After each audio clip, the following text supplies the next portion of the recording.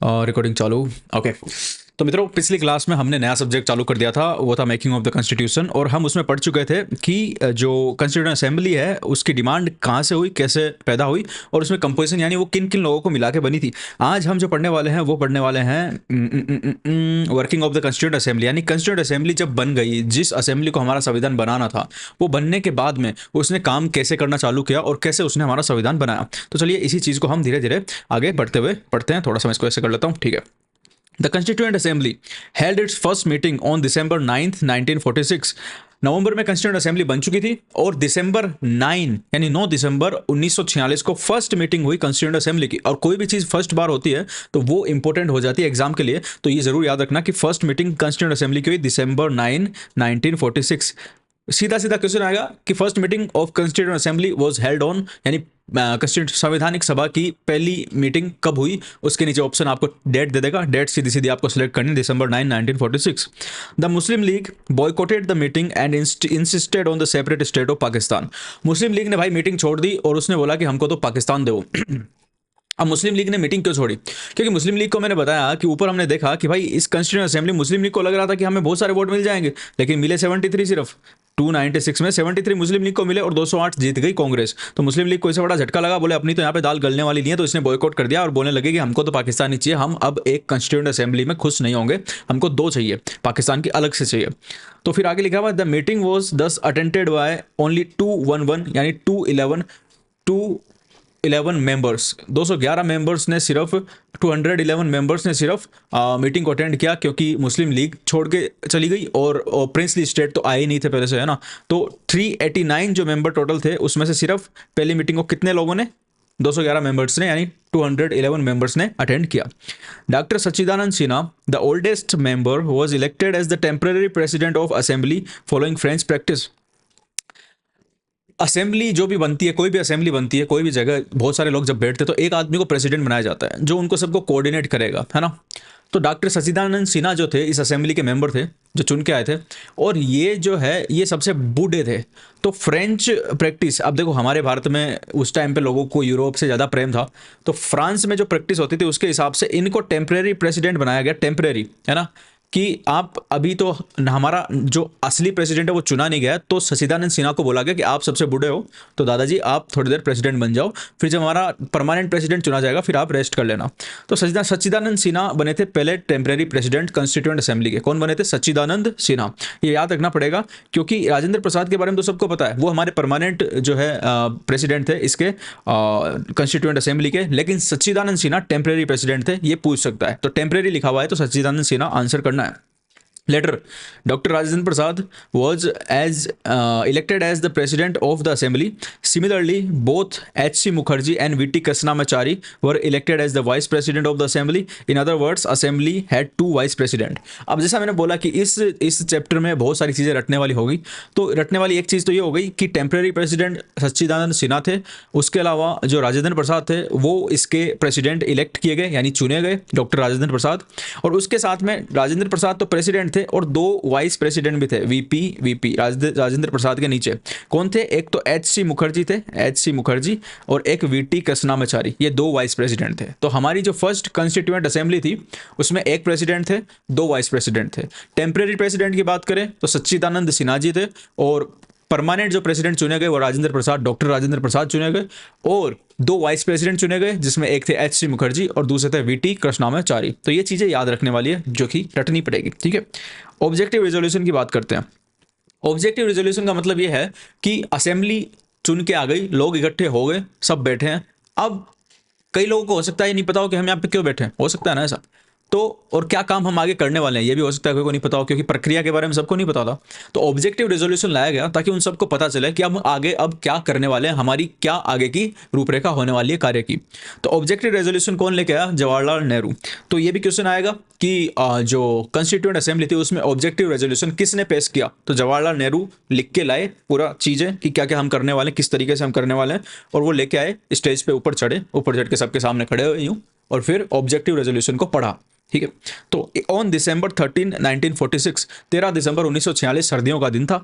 जवाहरलाल नेहरू चल के आ रहे थे, आते आते फिर वो स्टेज पे चढ़ के कुछ पन्ना उन्होंने निकाला, पन्ना निकाल के खड़ा होके ऐसे बोला कि मैं ऑब्जेक्टिव रेजोल्यूशन लिख के लाया हूं और मैं आपको ये पढ़ के सुनाऊंगा। तो क्या पढ़ के उन्होंने सुनाया, हम भी पढ़ते हैं, चलो।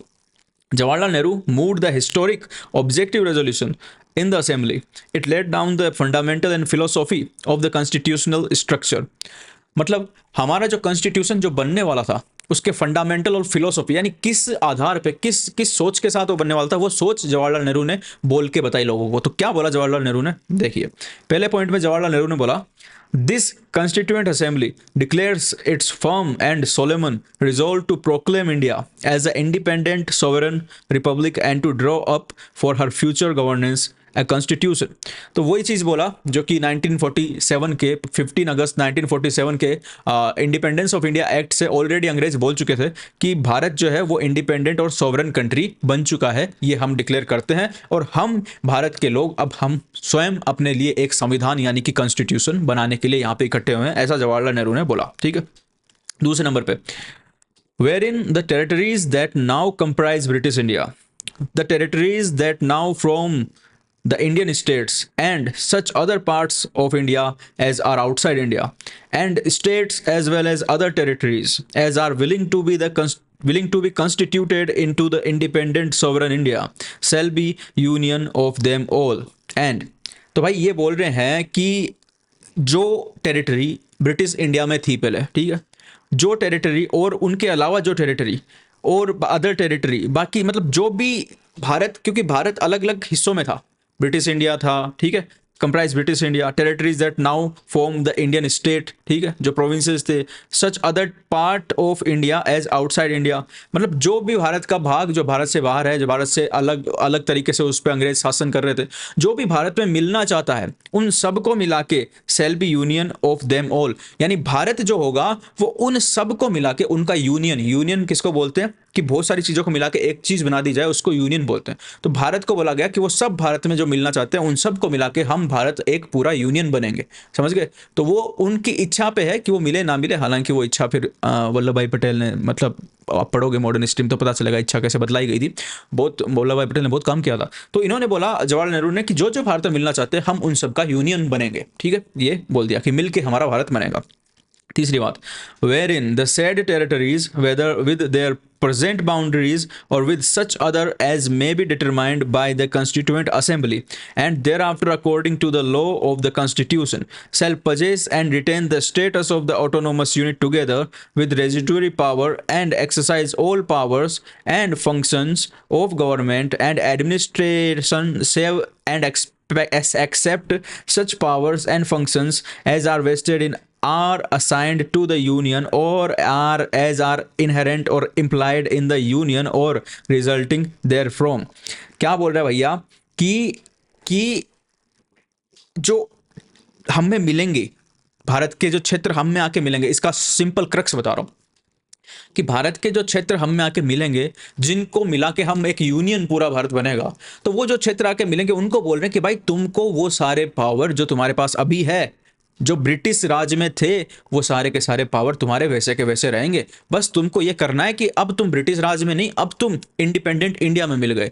तो उनका डर निकालने के लिए कि तुमको अगर ऐसा लगे कि तुम भारत में मिल जाओगे, तुम्हारी शक्तियां छीन ली जाएगी, तुम्हारे पावर छीन लिए जाएंगे, तो ऐसा कुछ भी किया नहीं जाएगा। तुमको वैसा का वैसा ही सारे के सारे पावर दे दिए जाएंगे। पहले जो सिस्टम चल रहा था अंग्रेजों के टाइम पे, सेम सिस्टम लगाया जाएगा। अंग्रेजों के टाइम पे क्या होता था, प्रोविंस होता था। अंग्रेजों के टाइम पे क्या होता था, एक सेंट्रल गवर्नमेंट होती थी, यानी कि सेंट्रल लेजिस्लेटिव काउंसिल होती थी, जहां पे वॉइसरॉय बैठता था। तो जो पावर उस टाइम पे सेंटर के पास होते थे, अभी भी हम इंडिपेंडेंट इंडिया का जो यूनियन होगा वही सेम पावर रखेगा, और उस टाइम पे जो पावर प्रोविंसेस के पास होते थे वही सेम पावर आपको भी दी जाएगी प्रोविंस वालों। तो आप आके भारत में मिल जाओ बिना इस टेंशन के कि आपके पावर्स के साथ में जो आपके पास करंट में है उनके साथ कोई छेड़छाड़ की जाएगी। बस वो पावर जो यूनियन की है वो यूनियन रखेगा, आपको आपकी पावर मिल जाएगी, ऐसा इसमें कहा गया है। उनका डर निकालने के लिए, ताकि वो आके सब मिले भारत में। चौथे नंबर पे बोला wherein all powers and authority of the sovereign independent India its constituent parts and organs of the government are derived from the people. अब ये क्या बोल रहे हैं इसके बाद, क्योंकि इसमें लिखा कि ये जो ऑब्जेक्टिव रेजोल्यूशन था ये सिर्फ एक रूल कानून कायदा नहीं था, ये एक फिलोसॉफिकल चीज़ भी थी। फिलोसॉफिकल यानी थोड़ा ऊपर लेवल की। तो ये बोल रहे हैं कि भाई कोई भी सारे के सारे पावर भारत के और authority of sovereign independent India, यानी कि भारत स्वतंत्र भारत की सारी पावर और सारी ताकत और सारे की सारी अथॉरिटी और इसके सारे पार्ट की सारे ऑर्गन जो भी सब कुछ है, सबकी अथॉरिटी कहाँ से आएगी? भारत के लोगों से आएगी। यानी अब हम कोई राजा महाराजा नहीं है, अब हम कोई ब्रिटिश ईस्ट इंडिया कंपनी नहीं है, अब हम कोई ब्रिटेन की राजा नहीं है, अब हम है भारत की सरकार, भारत का संविधान बना रहे हैं और भारत का संविधान जो होगा वो पावर लेगा भारत के लोगों से। यानी कि ये भारत के लोगों ने चुन के हमें कॉन्स्टिट्यूएंट असेंबली में संविधान बनाने के लिए भेजा है। तो इस संविधान जो भी बनेगा उसका सोर्स जो होगा वो होंगे भारत के लोग, भारत के लोगों से ये संविधान पावर लेगा। ऐसे बड़ी बड़ी बातें यहाँ पे की गई।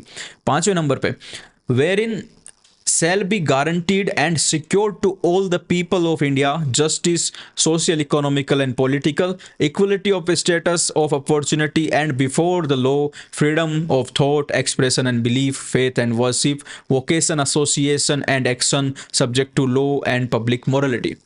ये जो चीज़ है समझाऊंगा क्या है। बहुत ऐसे लगेगी भारी शब्द कि भाई क्या बोल गए इतने सारे, भारी कुछ नहीं है, लेकिन ये सेम चीज़ हमारे इंडिया की प्रीएम्बल यानी प्रस्तावना जो अब करंट हमारा कॉन्स्टिट्यूशन है उसकी जो प्रस्तावना उसमें भी सेम चीज़ लिखी हुई है। तो वो सेम चीज़ यहाँ से उठ के वहाँ पे कॉपी पेस्ट की गई। ऑब्जेक्टिव रेजोल्यूशन जो जवाहरलाल नेहरू ने पेश किया उससे ये सेम चीज़ प्रस्तावना में लगाई गई। अब इसमें क्या बोलना चाह रहे हैं नेहरू जी?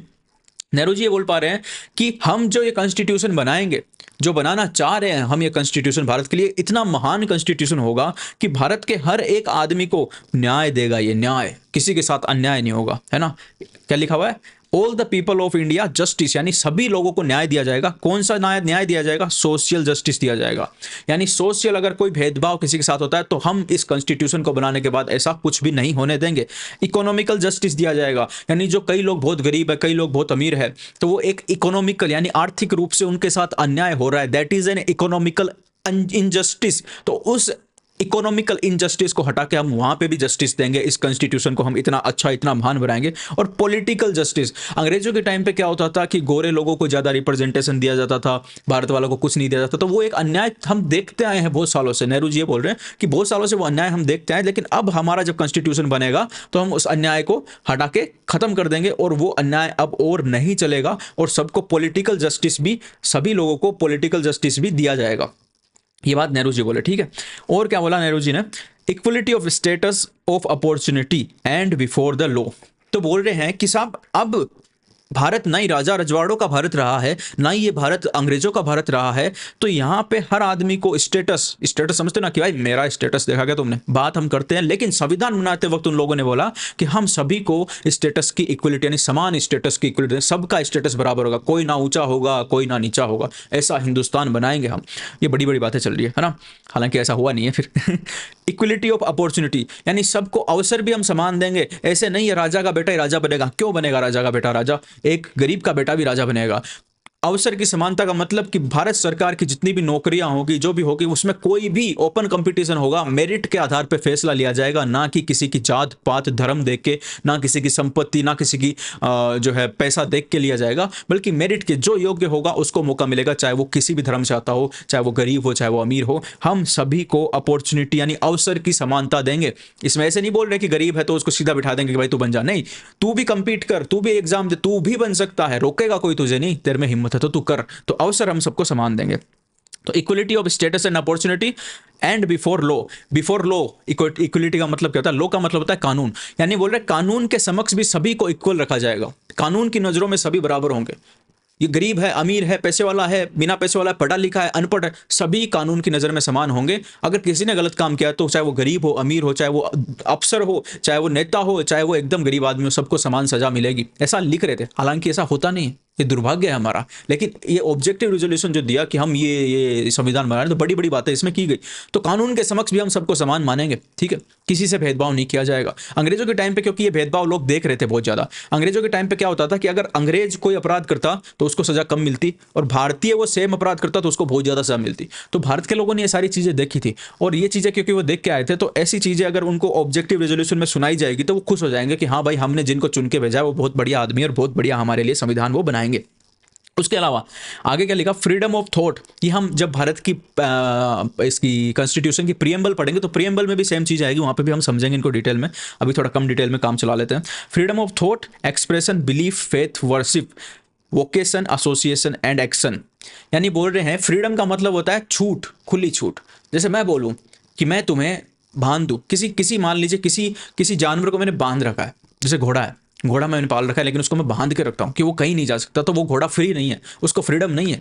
लेकिन मैं मान लीजिए उसके सब कुछ जिस चीज़ से बांध रखा है मैंने खोल दिया कि तुझे जाना है वहाँ जा, तू घूम सकता है आराम से कहीं भी, तेरे मन में है वहाँ पे कोई नहीं रोकेगा। तो वो हो गई फ्रीडम ऑफ क्या हो गई, फ्रीडम ऑफ विचरण करने की, घूमने की फ्रीडम हो गई। तो उसी तरीके से कॉन्स्टिट्यूशन बनाते टाइम पे जो ऑब्जेक्टिव रेजोल्यूशन नेहरू जी ने दिया उसमें बोला कि फ्रीडम ऑफ थॉट होगी भारत के हर आदमी को। इस कॉन्स्टिट्यूशन जो हम बनाएंगे उसमें ऐसे ऐसे प्रोविजन डालेंगे कि हर आदमी को फ्रीडम ऑफ थॉट होगी। थॉट का मतलब कि भाई कोई कुछ भी सोच सकता है, कोई कुछ भी बोल सकता है, किसी के सोच पे, किसी के बोलने पे कोई भी हस्तक्षेप नहीं किया जाएगा। मतलब अंग्रेज क्या करते थे, अंग्रेज हर कुछ लिखने नहीं देते थे, हर कुछ छापने नहीं देते थे, उनके खिलाफ कुछ बोलने नहीं देते थे। तो ये सारी चीजें उन्हीं चीजों को जो झेली है लोगों ने, उनको रख के मद्देनजर रख के ये बोली जा रही है ताकि लोगों को लगे कि ये कॉन्स्टिट्यूशन असेंबली बहुत अच्छी है और बहुत अच्छा कॉन्स्टिट्यूशन बनाएगी। एक्सप्रेशन जो मैंने बताया कि कुछ बोलना है तो आराम से बोल सकते हो। बिलीव और फेथ, यानी आपको भगवान में मानना है, नहीं मानना है आपकी मर्जी, आपको छूट रहेगी पूरी।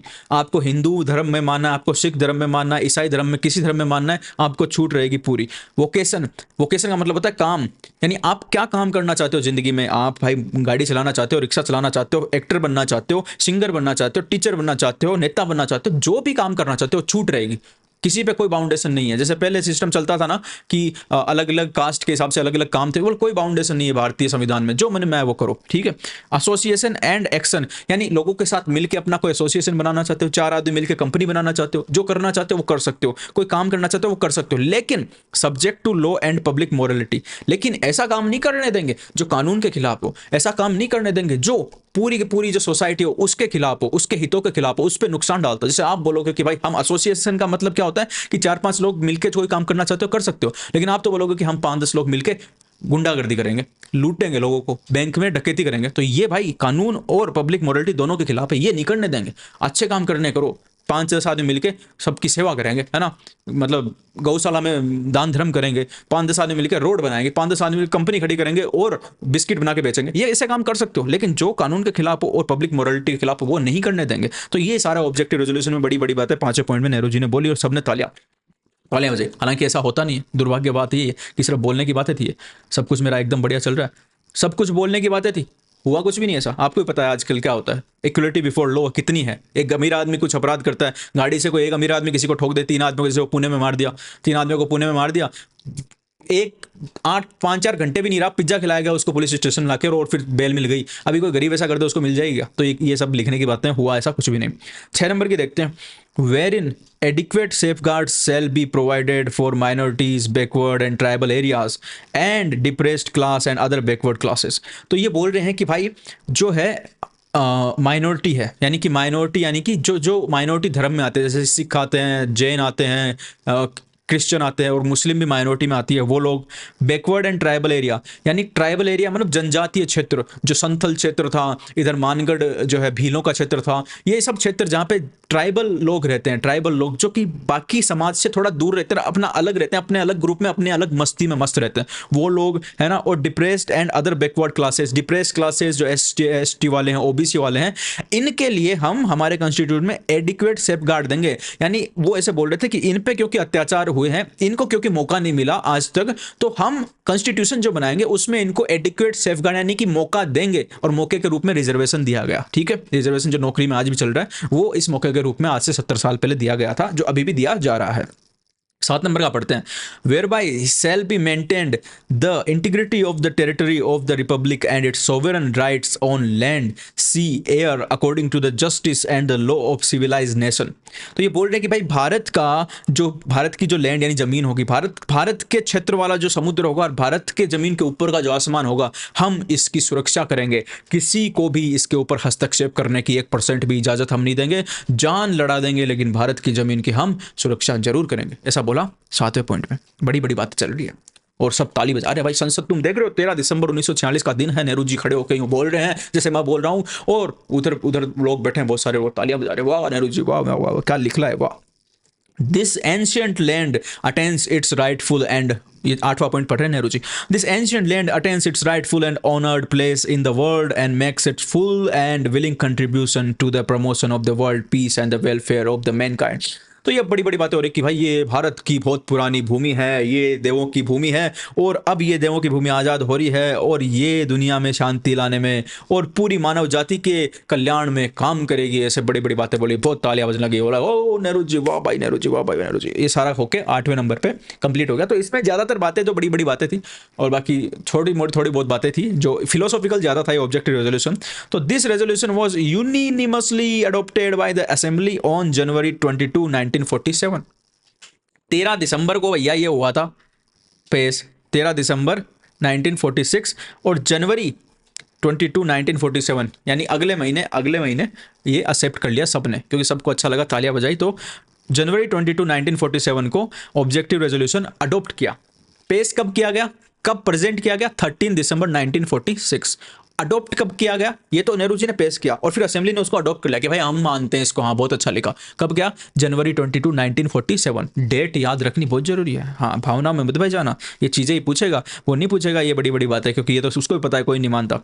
It influence the eventual shaping of the constitution through all it's subsequent stages, it's modified version from the preamble of the present constitution. तो ये बोल रहा है कि इसने जो है पूरे के पूरे आगे जैसा हमारा कॉन्स्टिट्यूशन बना, उस कॉन्स्टिट्यूशन के बनने में इस ऑब्जेक्टिव रेजोल्यूशन ने बहुत ज्यादा प्रभाव डाला, और इस ऑब्जेक्टिव रेजोल्यूशन का मॉडिफाइड वर्जन ही फिर हमारे कॉन्स्टिट्यूशन की प्रस्तावना यानी कि प्रीएम्बल बन गया। तो ये था भैया ऑब्जेक्टिव रेजोल्यूशन, जो कि हमारे जो है प्रधानमंत्री जो बने पहले जवाहरलाल नेहरू जी, उनने ये प्रस्तुत किया, और बड़ी बड़ी इसमें बातें की जिनमें से अधिकतर बातें कोई नहीं मानता है, लेकिन फिर भी तालियां बहुत ज़्यादा वहाँ पे बजी थी। तो अब हम भी तालियों के साथ आज की वीडियो को समापन करके और अगली वीडियो में देखेंगे चेंजेस बाय इंडिपेंडेंस एक्ट, और छोटी छोटी वीडियो में आज मेरे ख्याल से आज ही मैं कोशिश करूंगा पूरी कर दूं इस चैप्टर को, नहीं तो कल तो ये पक्का ही पूरा हो जाएगा।